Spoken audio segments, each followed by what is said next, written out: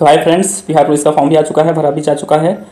और तो आज के सेशन से हम देखेंगे बिहार पुलिस के जो प्रीवियस ईयर के पेपर हैं। यानी आप देखिए, आप लोग एक चीज़ मान लीजिए, अपनी स्ट्रेटजी में इस बात को शामिल कर लीजिए। अगर सिलेक्शन लेना है तो दो चीज़ आप लोग विशेष ध्यान रखेंगे। पहला ये है कि आप प्रीवियस ईयर का पेपर बिना देखे आप कहीं से भी देखिए, मेरा चैनल नहीं देखिए, अगर नहीं देखने का मन है कहीं से भी देखिए, प्रीवियस ईयर के क्वेश्चन देख लीजिए, तभी हो पाएगा सिलेक्शन। दूसरा चीज़ है इसमें कि आप सिलेबस को देखते हुए तैयारी करेंगे। बिना सिलेबस के तैयारी नहीं करेंगे, नहीं तो आप जिंदगी भर ऐसे ही पढ़ते रहेंगे, तो 4 साल 5 साल बीत जाएंगे, उसके बाद आप थक जाएंगे अपने आप से। और किसी का भी देख लीजिए जो IAS PCS बनते हैं, छोटे से लेकर बड़े तक, बिना सिलेबस के कोई भी पढ़ाई नहीं करता, बिना प्रीवियस ईयर के कुछ भी नहीं करता। ठीक है, तो आप लोग भी ऐसे ही करेंगे। पहले प्रीवियस ईयर का क्वेश्चन आइए देख लेते हैं 1-2 दिन, उसके बाद आप तैयारी करते रहिए साथ साथ में, और प्रीवियस ईयर के क्वेश्चन लगाते रहिए। इससे क्या होगा, आप उस लेवल को देख पाएंगे कि किस लेवल से आपको तैयारी करनी है। बहुत हाई लेवल में नहीं जाना है कि आप बहुत ही इंपॉर्टेंट ढूंढने लगें, ठीक है, और बहुत लो लेवल में भी नहीं जाना है। अपने आप को अच्छे से मेंटेन करके रखना। अगर आप लोग अच्छे से तैयारी कर लें तो मुश्किल से 15 से 20 दिन में आप बिहार कांस्टेबल का पेपर निकाल सकते हैं। तो ये बुक देखिए, ये घटना चक्र की बुक है जो मैंने आप लोगों के लिए परचेज की है। ठीक है फ्रेंड, तो ये इस बुक को मैंने आप लोगों के लिए परचेज किया है ताकि आप लोगों को प्रीवियस ईयर के अभी तक बिहार कांस्टेबल में जितने भी क्वेश्चन पूछे गए हैं उनको सॉल्व करा सकें। तो आइए देखिए, इसको सॉल्व करते हैं। देखिए पहले यहाँ पे देख लीजिए, ये जो है इसमें बिहार पुलिस जो फायरमैन में भी जल्दी ही बिहार पुलिस कांस्टेबल में पूछा गया था क्वेश्चन 2022 में। ठीक है, प्रथम पाली, द्वितीय पाली, इतने ही नहीं, जितने भी क्वेश्चन अभी यहाँ पे देखिए बिहार पुलिस सिपाही यानी कांस्टेबल का ही है जो 2021 में पेपर हुआ था, वो सारे क्वेश्चन वही नहीं, 2010 से लेके 2021, 22, 23 तक जितने भी पेपर हुए हैं कांस्टेबल के, अभी 23 में हुआ ही नहीं है, 2022 में हुआ है। ठीक है, उसके बाद कोई कांस्टेबल की वैकेंसी नहीं है आई है बिहार में। तो 22 तक जितने भी पेपर हुए वो सारे इसमें दिए गए हैं, सारे को हम सॉल्व करेंगे। मैं सारे क्वेश्चन सॉल्व कराऊंगा। उसके बाद भी आप लोग GS के हो या मैथ सीसेट का हो, उसी में मैथ का हो, आप मैथ और रीजनिंग के 10-12 क्वेश्चन आते हैं, उनको खुद ही सॉल्व करेंगे, खुद ही उसके पीछे थोड़ा सा मेहनत करेंगे। इंग्लिश आती है उस लेवल को आप इंग्लिश देख लीजिए, हिंदी देख लीजिए, सारे कुछ आते हैं तो सबको देख लीजिए। GS तो बहुत ईजी आता है। चलिए स्टार्ट करते हैं। आज का सेशन ये रहा, बिहार पुलिस कांस्टेबल फायरमैन में पूछा गया था ये पेपर अभी जल्दी ही, इसको आइए देख लेते हैं। ये कांस्टेबल का ही पेपर है, आप लोग ये मत सोचिएगा कि हमारा नहीं है, फायरमैन का है। कांस्टेबल में जितने भी क्वेश्चन अभी तक पूछे गए, जितने भी पेपर बिहार द्वारा लिए गए, उन सभी को सॉल्व करेंगे और थोड़ा फास्ट तरीके से करेंगे। चलिए स्टार्ट करते हैं। पहला क्वेश्चन हमने जूम कर दिया है क्योंकि अगर जूम नहीं करेंगे तो आप लोगों को दिखाई नहीं देगा। यहाँ पे देखेंगे पहला क्वेश्चन दिया है, अग्नि का विशेषण है। अग्नि का विशेषण क्या होगा फ्रेंड? अग्नेय होगा, आप सभी को पता है। नेक्स्ट क्वेश्चन देखिए फ्रेंड, यहाँ पे हम क्रम नहीं देख रहे हैं, इधर से इधर इसलिए घुमा दे रहे हैं क्योंकि आपको हमें जल्दी कराना है। ठीक है, क्रम देखेंगे तो बहुत टाइम लगेगा, आपको क्रम से नहीं क्वेश्चन से मतलब है। कभी घनानंद की रचनाएं किस भाषा में है? किस भाषा में है? तो ब्रज भाषा में है। नेक्स्ट क्वेश्चन आइए देखते हैं, ये रहा, हिरोशिमा कविता के लेखक या रचयिता कौन है आपको बताना है। तो वह सच्चिदानंद हीरानंद वात्स्यन अज्ञे। ठीक है फ्रेंड, नेक्स्ट क्वेश्चन देखिए, ये रहा नेक्स्ट क्वेश्चन, एक वृक्ष की हत्या कविता के रचनाकार हैं। एक वृक्ष की हत्या कविता के रचनाकार हैं कुंवर नारायण। ये नेक्स्ट क्वेश्चन देखते हैं। यहाँ पे देखिए इंग्लिश का क्वेश्चन दिया है, choose the correct option of the fill in the blanks. ठीक है, आपको फिल इन द ब्लैंक्स इसको भरना है। He and I dot dot dot playing yesterday, मतलब वो और मैं खेल रहे थे यस्टरडे, कल जो खेल रहे थे। तो यहाँ पे यस्टरडे दिया गया है, आप लोग ध्यान देंगे। यस्टरडे का मतलब कल है, यानी बीता हुआ कल है, तो हम वियर ही लगाएंगे इसमें से। ठीक है, बाकी सारे जो टेंस यहाँ हैज बीन दिया गया है, आई एम इज, ये सारे क्या हैं? प्रेजेंट के हैं, तो हम क्या लगाएंगे? वियर लगाएंगे। नेक्स्ट क्वेश्चन देखिए, नेक्स्ट क्वेश्चन यहाँ पे देखिए इंग्लिश का ही दिया गया, आप लोग देख लीजिए एक बार। Choose the correct English translation, आपको ट्रांसलेशन करके बताना है। क्या है कि भूगोल सीखना कठिन है, भूगोल सीखना कठिन है, इसका ट्रांसलेशन क्या होगा? तो हो जाएगा geography is difficult to learn. क्या हो जाएगा? Geography is difficult to learn. Next question देखिए फ्रेंड, यहाँ दिया गया 8 नंबर पे, वस्तु शब्द का बहुवचन रूप क्या होगा? तो क्या हो जाएगा? वस्तु का वस्तुएं हो जाएगा। बहुत ही आसान सा क्वेश्चन है, इसमें कुछ भी नहीं करना आपको। आइए नेक्स्ट क्वेश्चन देखिए, यहाँ पे इंग्लिश का क्वेश्चन है, fill in the blanks with the correct option, she return home. ठीक है फ्रेंड, यहाँ पे देखिए आपको भरना है dot dot dot, open the door, वह वापस लौटी घर पे, ओपन द डोर। ठीक है, और दरवाजे को खोला, एंड ओपन द डोर। क्या हो जाएगा? And open the door. Next question देखिए फ्रेंड, यहाँ पे इंग्लिश में दिया गया है, चूज द करेक्ट ऑप्शन, आपको करेक्ट ऑप्शन भरना है। Where did Santosh Yadav go for her college education. जो संतोष यादव थी, यहाँ पे थे नहीं बोलना आप लोग, संतोष यादव से कोई और मत समझना, लेडीज हैं। जो संतोष यादव थी वो अपनी पढ़ाई के लिए कहाँ गई थी? जयपुर गई थी। ठीक है फ्रेंड, और कौन थी संतोष यादव? ये एक पर्वतारोही थी जिन्होंने माउंट एवरेस्ट पे, यहाँ पे देखिए आप लोग, वह 2 बार माउंट एवरेस्ट पर चढ़ने वाली दुनिया की पहली महिला जिन्होंने 2 बार माउंट एवरेस्ट पर चढ़ाई की, कौन थी? संतोष यादव थी। इन्होंने महारानी कॉलेज जयपुर से क्या की? इकोनॉमिक्स और ऑनर्स की डिग्री 1987 में प्राप्त की। इससे ज़्यादा और कुछ भी मत याद रखिए। नेक्स्ट क्वेश्चन देखिए, निम्नलिखित में युधिष्ठिर का सही संधि विच्छेद होगा। युधिष्ठिर का संधि विच्छेद सही क्या होगा? युधि प्लस स्थिर, यानी कि युधिष्ठिर। नेक्स्ट क्वेश्चन आइए देखिए, यहाँ पे इंग्लिश का क्वेश्चन दिया गया है, आप लोग देख लीजिए और थोड़ा ऊपर चलते हैं और भी ऊपर। यहाँ देखिए, निम्नलिखित में से किस विकल्प में विलोम शब्द सुमेलित नहीं है? किसमें सुमेलित नहीं है आपको बताना। देखिए, उन्नति का उन्नति होता है, सही है। उन्नति का उन्नति होता है, सही है। इति का अथ होता है, ये भी सही है। उन्मुख का सम्मुख नहीं होता, इसलिए ये रॉन्ग हो जाएगा, तो आपका यही करेक्ट आंसर हो जाएगा। ठीक है, निगेटिव पूछा था तो निगेटिव का करेक्ट आंसर निगेटिव ही हो जाएगा। ये नेक्स्ट क्वेश्चन देखिए, अच्छा देख लीजिए फ्रेंड, यहाँ पे देखिए इसका फैक्ट दिया गया है, आप लोग थोड़ा सा देख लीजिए। क्या दिया गया है कि उन्मुख तथा सम्मुख दोनों क्या है, एक ही बात है, परस्पर समानार्थी है। मतलब आप उन्मुख बोलो या सम्मुख बोलो एक ही बात है। और इनका विलोम शब्द जो होगा वो विमुख होगा। क्या होगा, उन्मुख का या सम्मुख का विलोम शब्द क्या होगा, विमुख होगा। आप लोग याद रखेंगे। आइए नेक्स्ट क्वेश्चन देखिए, यहाँ पे इंग्लिश का दिया गया है, select the most approve private synonyms of the given word. आपको सिनोनिम्स मतलब पर्यायवाची बताना है। कंडेंसेशन, कंडेंसेशन का पर्यायवाची क्या होगा, कंडेंसेशन का पर्यायवाची हो जाएगा सिविलिटी। देखिए यहाँ पे देखेंगे कंडेंसेशन का मतलब क्या होता है, कृपालु, यहाँ पे देखिए, या सौजन्य या नम्रता, ठीक है, नम्र इंसान, ठीक है। और इसी का आपको पर्यायवाची बताना है तो हो जाएगा सिविलिटी। इसका भी मतलब सभ्यता या नम्रता होता है, ठीक है। आप लोग याद रखेंगे। नेक्स्ट क्वेश्चन देखिए, ये है इंग्लिश का, choose the correct option of the question from the option that follow. अब इस ऑप्शन को फॉलो करके आपको बताना है कि कौन सा इससे रिलेटेड है। Who took Diksha from Guru Ravidas, Guru Ravidas से दीक्षा किसने ली थी, आपको बताना है किसने ली थी। तो ऑप्शन नीचे दिया गया है, देखिए आप लोग फ्रेंड, करेक्ट आंसर हो जाएगा ऑप्शन डी, यानी कि रानी झाली। रानी झाली जो थी, इन्होंने गुरु रविदास से दीक्षा ली थी। कौन थे यहाँ पे देखिए, जोधपुर की महारानी जिन्हें जोधपुर की महारानी जिन्हें रानी झाली के नाम से जाना जाता है, ने गुरु रविदास से दीक्षा ली थी। समझ गए आप लोग। इस इंग्लिश का मतलब आप लोग समझ गए, यहाँ पे हिंदी में दिया है, ठीक है। नेक्स्ट क्वेश्चन देखिए, यहाँ पे भी इंग्लिश में क्वेश्चन आ गया है, चूज द करेक्ट प्रोपोजिशन। आपको प्रीपोजिशन करेक्ट बताना है from the given option, fill in the blanks. The sound came, sound आ रहा था, डॉट डॉट डॉट, ठीक है। द रूम, कहाँ से आ रहा था, the sound came from the room, room से आ रहा था। साउंड कहाँ से आ रहा था फ्रेंड, रूम से आ रहा था। नेक्स्ट क्वेश्चन देखिए, नीचे दिए गए वाक्य में रेखांकित शब्द को नीचे दिए गए 4 विकल्पों में से कौन सा शब्द भी स्थापित करेगा। आपको बताना है। पत्रिकाएं प्रकाशित होते हैं, पत्रिकाएं जो हैं वो प्रकाशित होते हैं और निकलते भी हैं। क्या है, निकलती भी हैं और प्रकाशित। यहाँ पे देखिए पत्रिकाएं प्रकाशित होते हैं, नीचे दिया गया है, इसका आशय है कि पत्रिकाएं निकलती हैं, ठीक है फ्रेंड। आप लोग याद रखेंगे। इस प्रकार के क्वेश्चन आते हैं, आप लोग बस अपना लेवल देखिए, ये मत देखिए कि क्वेश्चन कहाँ है क्या नहीं है। नेक्स्ट क्वेश्चन देखिए फ्रेंड, जो दूसरों के द्वारा उपकार किए गए हैं उसको हम क्या बोलेंगे, आपको एक शब्द में बताना है तो उसको क्या बोलेंगे, उपकृत बोलेंगे, ठीक है। यहाँ पे इससे संबंधित और भी फैक्ट है, बहुत ही अच्छा सा फैक्ट है, आप लोग देख लीजिए, दिया गया है। जो दूसरों के द्वारा उपकार किए गए हैं उनको क्या बोलेंगे, या फिर अथवा यहाँ देखो लगा हुआ है, जिस पर उपकार किया गया है उसको क्या बोलेंगे, उपकृत बोलेंगे, जो कि क्वेश्चन में पूछा गया था। उसके अलावा यहाँ पे कुछ फैक्ट दिया गया है, आप लोग देख लीजिए। किसी पर उपकार करने वाला, जो किसी पर उपकार करता है उसको क्या बोलते हैं, उपकारी बोलते हैं। किसी पर परोपकार करने वाला कौन होता है, परोपकारी होता है। किसी के हुए उपकार को मानने वाला, यहाँ पे देखिए किए हुए उपकार को मानने वाला क्या होता है, कृतज्ञ होता है। ये बहुत ही ऊपर के सभी फैक्ट से ज्यादा ये इंपॉर्टेंट है।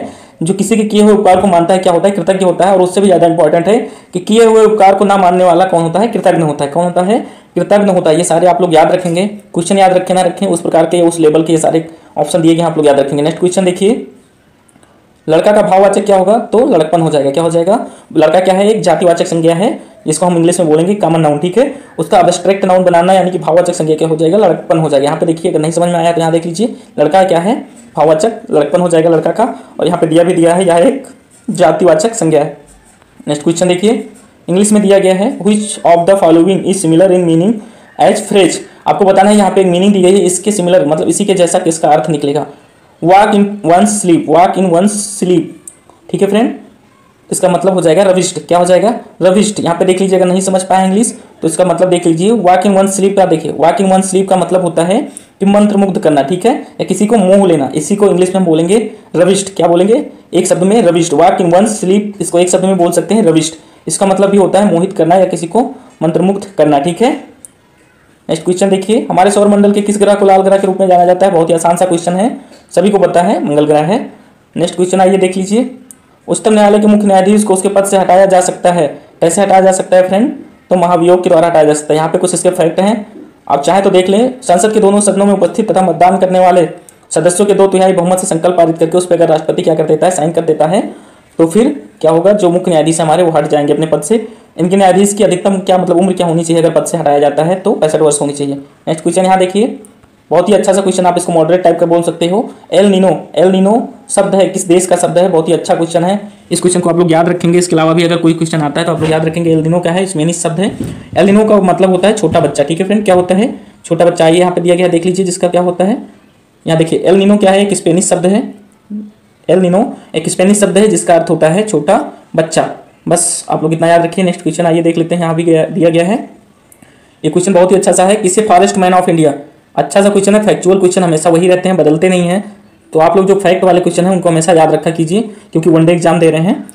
तो फैक्ट वाले क्वेश्चन याद रखेंगे। फॉरेस्ट मैन ऑफ इंडिया कौन है, जादव पयेंग है। यहाँ पे देखिए, इसका थोड़ा सा डिस्क्रिप्शन भी दिया गया है कि Jadav Payeng forest man of India के नाम से जाने जाते हैं। नेक्स्ट क्वेश्चन देखिए, नेक्स्ट क्वेश्चन है, वस्तु एवं सेवाओं के उत्पादन के लिए आवश्यक है, क्या आवश्यक है फ्रेंड? तो भूमि आवश्यक है, यानी अगर भूमि नहीं होगी तो आप किसी चीज का उत्पादन कैसे करेंगे। दूसरा चीज है, अगर भूमि होगी लेकिन उस पर काम करने वाला कोई नहीं होगा, यानी कि श्रम और पूंजी नहीं होगी, आपके पास पैसा नहीं होगा, तो आप उस भूमि पर कोई फैक्ट्री या कोई भी उत्पादन, मछली पालन या कोई भी कुछ कृषि भी नहीं कर सकते। अगर पैसा नहीं है, आपके पास श्रम नहीं है, मजदूर नहीं है, तो नहीं कर पाएंगे। तो दोनों, इसका करेक्ट आंसर ऑप्शन सी हो जाएगा, दोनों सही है। नेक्स्ट क्वेश्चन देखिए, भारत जैसे देश में सर्वाधिक प्रचुर मात्रा में उपलब्ध उत्पादन या साधन कौन सा है? तो वह है श्रम, यानी भारत में बेरोजगार लोग बहुत हैं, तो श्रम भी क्या है, बहुत ज्यादा है। लोग काम करने के लिए दूर दूर जाते हैं, अलग अलग देशों में जाते हैं, विदेशों में जाते हैं, ठीक है।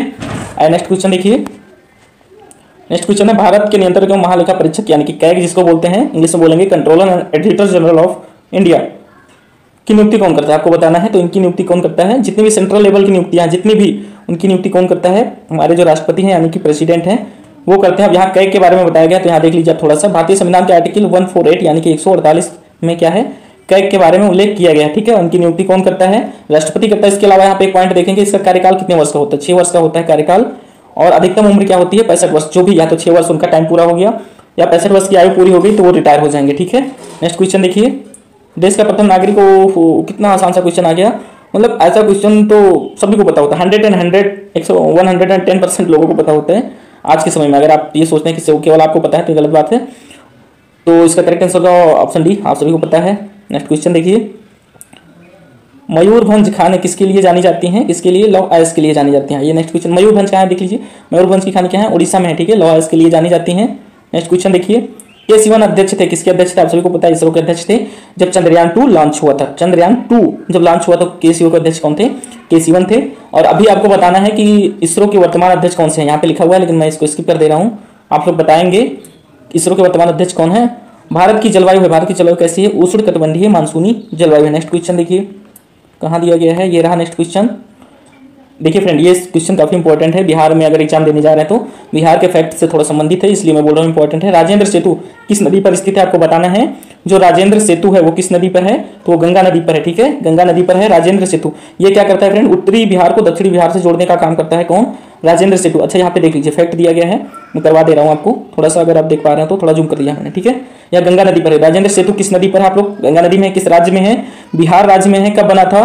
तो 1959 में बना था। किसने बनवाया था? प्रधानमंत्री जवाहरलाल नेहरू ने बनवाया था, ठीक है। यहाँ पे जो इंपॉर्टेंट फैक्ट है वो ये है, ये कब बना था इंपॉर्टेंट नहीं है फ्रेंड, डैम से ये नहीं पूछा जाता कि डैम कब बना था, ठीक है। आप लोग बस ये याद रखिए है कहाँ, बिहार राज्य में है, गंगा नदी पर है। किस नदी पर?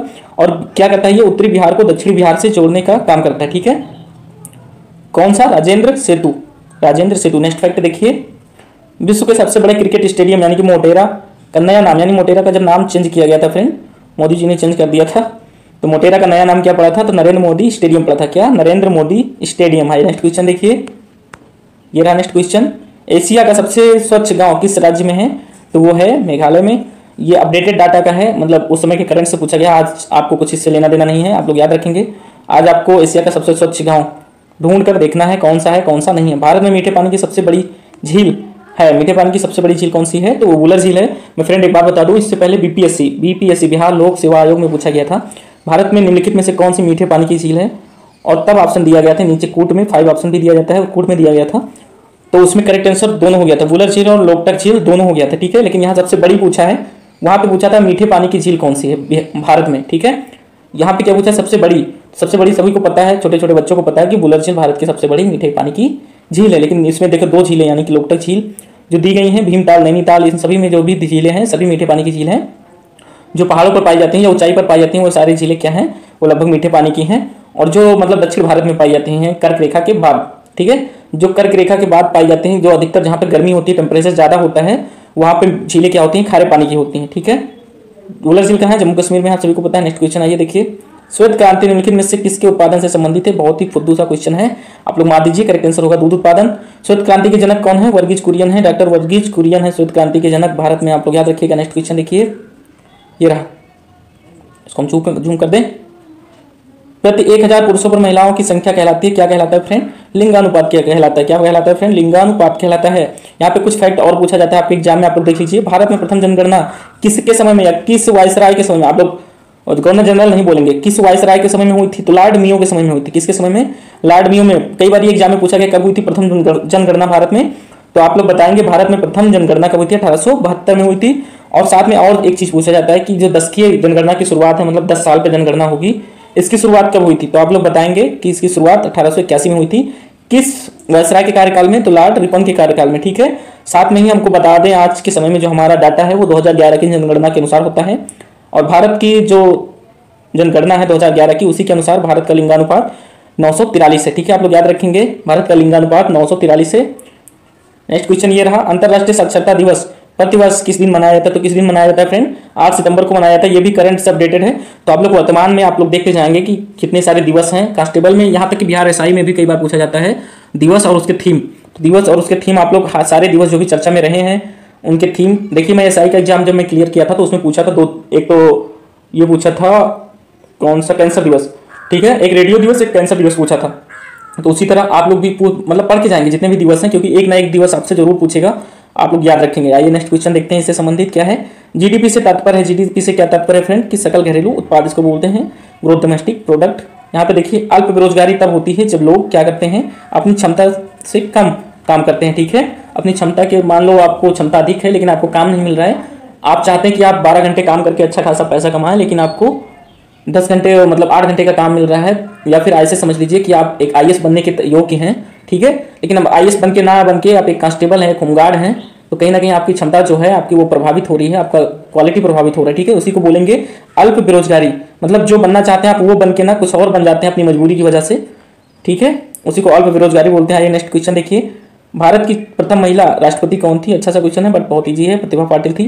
नेक्स्ट क्वेश्चन देखिए, निम्नलिखित में से कौन सी रबी की फसल नहीं है? ये अच्छा क्वेश्चन, इसको क्या बोलेंगे? अच्छा सा क्वेश्चन है, रबी की फसल बोलेंगे कौन सी नहीं है, आपको निगेटिव बताना है कौन सी नहीं है, ठीक है फ्रेंड। देखिए गेहूं क्या है, रबी की फसल है, चना क्या है, रबी की फसल है, सरसों भी रबी की फसल है, तो जो नहीं है वो है ज्वार, ठीक है। यहाँ पे और देख लीजिए, अगर आप कुछ देखना चाहते हैं रबी की फसल की बुआई, यहाँ पे देखिए रबी की फसल की बुआई कई बार एग्जाम में पूछा गया है, अक्टूबर नवंबर माह में किया जाता है। आप इंडिया में रहते हैं तो इतना आपको पता होगा क्योंकि आप किसान ही होंगे, बाकी अगर अदर कोई होते तो कांस्टेबल की तैयारी क्यों करते, गरीब किसान यही सारे होंगे लोग, ठीक है।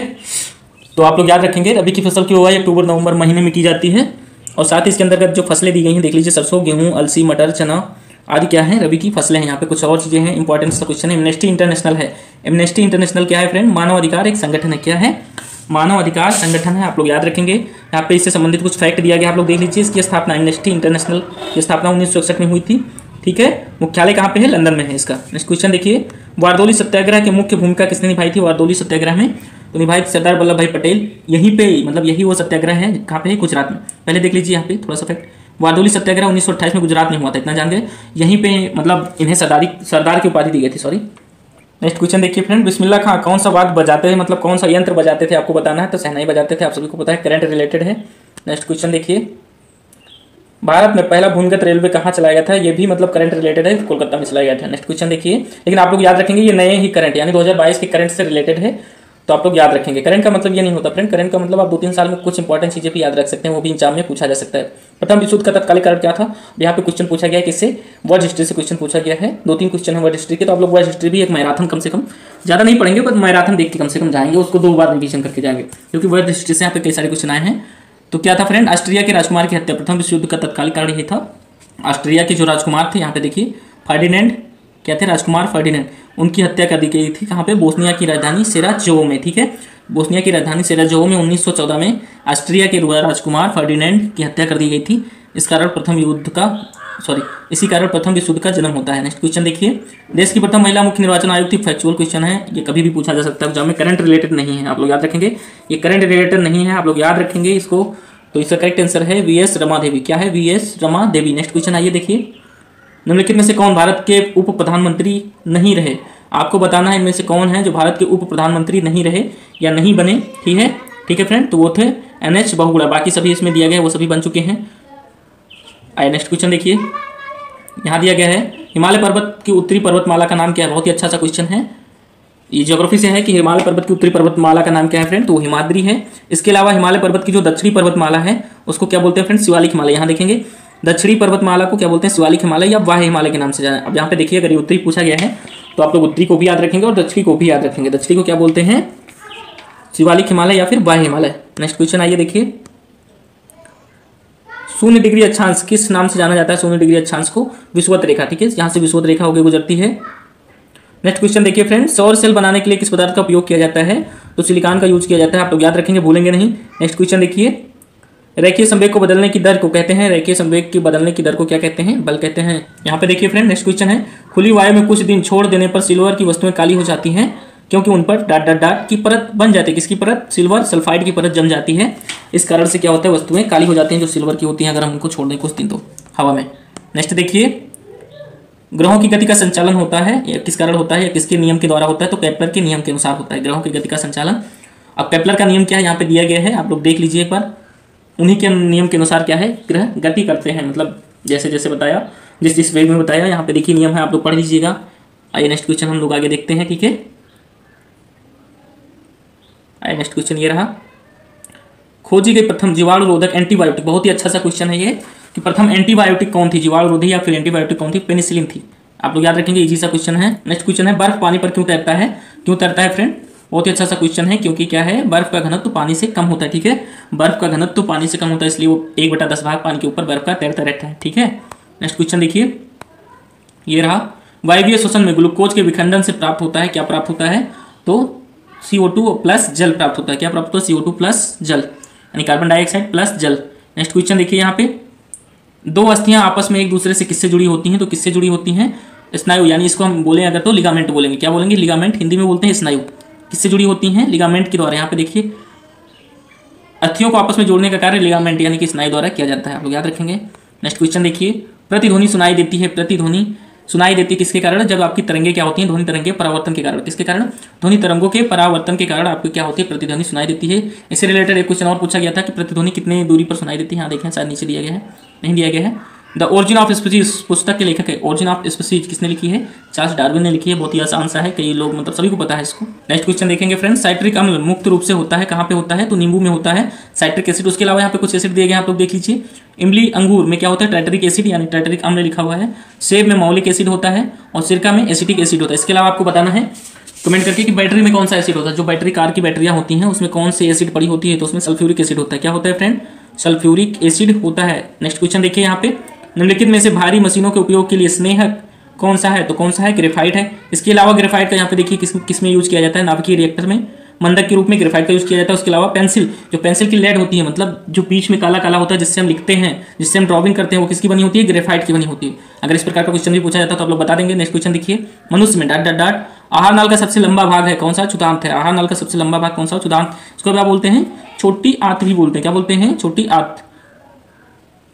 यहाँ पे देखिए, आप लोग देख पा रहे हो, तो क्षुधांत को क्या बोलते हैं? यहाँ देखिए, छोटी आंत बोलते हैं। क्या बोलते हैं? छोटी आंत। इसी को क्षुधांत, इसके अलावा बृहदांत बोलते हैं, बड़ी आंत को, लेकिन छोड़ दीजिए, इन सबसे कोई मतलब नहीं है। नेक्स्ट क्वेश्चन देखिए, सोना महत्वपूर्ण धातु है, क्यों है फ्रेंड?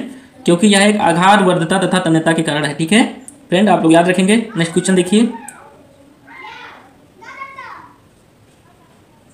ध्वनि तरंग के विषय में क्या गलत है? ध्वनि तरंगों के विषय में आपको बताना इसमें से कौन सा गलत है?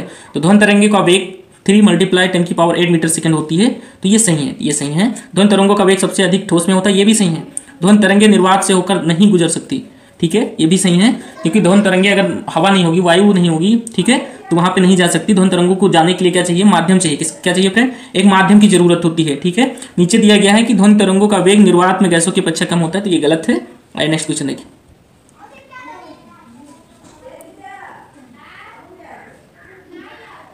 नेक्स्ट क्वेश्चन है, एक आयत का क्षेत्रफल निकालने का सूत्र कौन सा होता है? तो होता है L × B, यानी कि लेंथ इंटू ब्रीथ।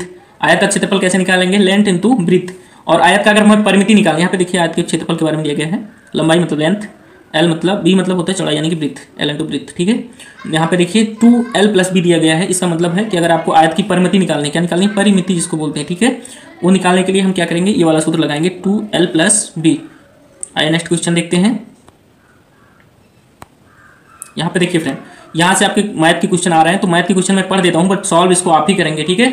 90 के ऊपर लगभग मैथ के क्वेश्चन सारे आ रहे हैं, इसका मतलब है लगभग 10 क्वेश्चन आपके एग्जाम में पूछे जाते हैं मैथ के, 10 से 12 क्वेश्चन, 15 क्वेश्चन, तो आप लोग याद रखेंगे, मतलब 12-15 तक हो सकता है, तो आप लोग याद रखेंगे, उनको मतलब करके जाना है। ऐसा नहीं, ये मत सोचिएगा कि हम बिना मैथ के ही पढ़े सिलेक्शन ले लेंगे। बहुत लोग ये सोचते हैं मेरा मैथ वीक है, तो जिनका भी मैथ वीक है वो राहुल देसवाल सर की जो मैराथन की क्लासेज आती हैं उसको पढ़ सकते हैं, मुझे लगता है वो बेटर पढ़ाते हैं, ठीक है।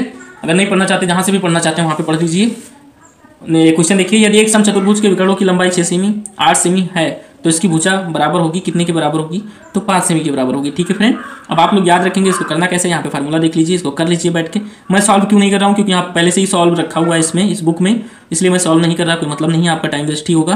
नेक्स्ट क्वेश्चन देख लीजिए, बस आप लेवल देखिए किस प्रकार के क्वेश्चन आपके एग्जाम में पूछे जा सकते हैं। निम्नलिखित में से कौन सी संख्या श्रेणी में आती है, मतलब अगली संख्या क्या होगी। अगर यहाँ पे देखिए एक संख्या दी गई है यहाँ पे कि 0.15 दिया गया है, तो उसके बाद यहाँ पे 0.3 का मतलब 13 हो गया, मतलब इसका 2 गुना है। यहाँ पे देखेंगे अगर नहीं समझ पाए तो यहाँ पे देखिए, ठीक है फ्रेंड, यहाँ पे देखिए 0.15 है, इसको 2 से मल्टीप्लाई करेंगे अगर हम तो कितना आ जाएगा, 13 आ जाएगा। फिर 2 से मल्टीप्लाई करेंगे तो 0.16 आ जाएगा, यही आपका करेक्ट आंसर होगा।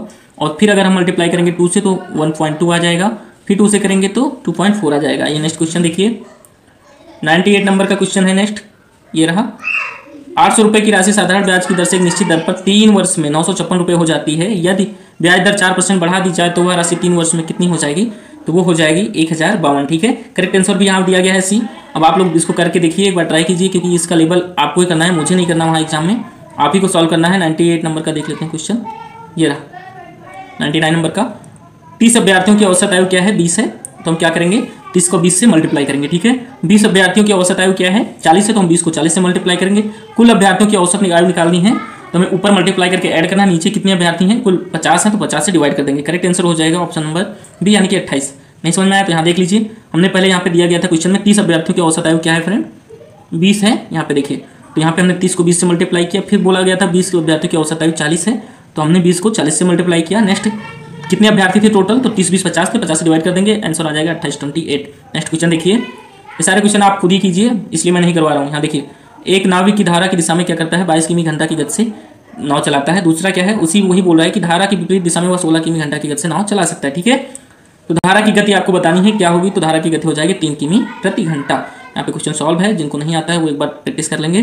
तो हमारा सेशन ये आज का यहीं खत्म होता है। नेक्स्ट सेशन में मिलेंगे नेक्स्ट क्वेश्चन पेपर जो इससे पहले पूछा गया है या फिर जो सेकेंड पाली में पूछा गया है, इसको देख के अगर आप सॉल्व करेंगे, आप मैथ वगैरह यहाँ से अगर आप सॉल्व करते रहेंगे या कहीं से भी पढ़ते रहिए, देखिए कुछ थ्योरी क्लासेज आप पढ़ते रहिए मैथ की, उसके साथ में जब आप इसको सॉल्व करेंगे तो आपको आसानी भी होगी और पता भी चलेगा आपका लेवल क्या आ रहा है और सिलेक्शन होगा फ्रेंड। बट दो बातें आप लोग याद रखिएगा सिलेक्शन के लिए। पहला, आप लोग सिलेबस मत छोड़िएगा, सिलेबस से बढ़ के कुछ नहीं पढ़ना है। दूसरी चीज़ें है कि आप बिना प्रीवियस ईयर क्वेश्चन का पेपर एनालिसिस किए मत पढ़िए। तुम ही नहीं, कांस्टेबल ही नहीं, अगर आप आईएएस का अधिकारी भी कोई बनता है तो उससे पूछो, वो भी अपनी स्ट्रेटजी में यही बताता है, बिना प्रीवियस ईयर क्वेश्चन एनालिसिस के वो आईएएस का पेपर नहीं निकाल सकता। लेकिन अगर आप नहीं कर पाएंगे, अगर टेस्ट नहीं लगाएंगे, प्रीवियस ईयर के क्वेश्चन भी नहीं लगाएंगे, तो फिर सिलेक्शन आपका कैसे होगा मुझे नहीं पता। अगर ये सेशन अच्छा लगता है तो हमारे चैनल को लाइक करें, शेयर करें, सपोर्ट करें। आप लोगों को प्रीवियस ईयर का क्वेश्चन कराने के लिए ये बुक मैंने परचेज भी की है ऑनलाइन ई बुक के माध्यम से। ठीक है, तो आप लोग इसको पढ़ें, देखना चाहते हैं तो हमें भी सपोर्ट करें। तमाम पैसे हम लोग मतलब आप लोगों के लिए खर्च करते हैं, बुकें लेते हैं पढ़ाने के लिए, जबकि हमारा तो है नहीं, हमारा पहले ही सिलेक्शन हो चुका है। ओके, मिलेंगे नेक्स्ट सेशन में। Thanks for watching.